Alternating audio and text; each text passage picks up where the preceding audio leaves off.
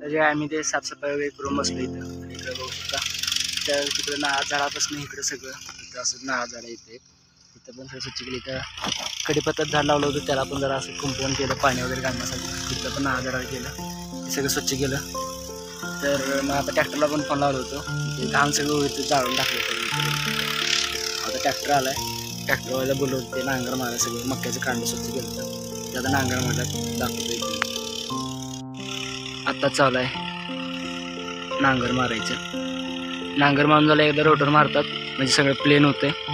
त्यानंतर परत मग आता काय लावायचं बघायचं. तर मम्मी ते मक्याच्या ह्याच्यात पाईप फिरवायला म्हणजे ते जरा वाळ्यासाठी लवकर. आणि हे काय ते मक्याचं हे सालटा वगैरे ते होऊ शकतं. हे मक्का सगळं साफ करायला ट्रॅक्टर.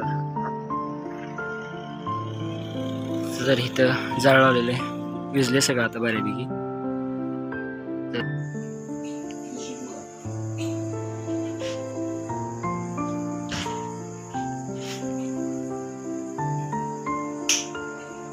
काल संध्याकाळी जे वेळ मिळाला नाही जास्त, इकडे तिकडे जरा राशन वगैरे आणायला गेलतो आणि बाकीचे पण जरा कामं बाहेरचे ते जरा केले. आणि मग काय रात्री जे आकाशकंदील वगैरे लावलं तुम्ही ते बघितलं असेलच. आणि आम्ही शॉर्ट व्हिडिओ एक शूट केला होता, म्हणजे ते नाळाचं झाडाचं ते पानापासून आम्ही बघितला होता असंच एक व्हिडिओ. मी म्हटलं ट्राय करून बघूया जमते का आम्हाला पण. तर ते आकाशकंदील केलं होतं, ते आम्ही शॉर्ट व्हिडिओमध्ये टाकणार आहे. ते तुम्ही बघा शॉर्ट व्हिडिओजमध्ये.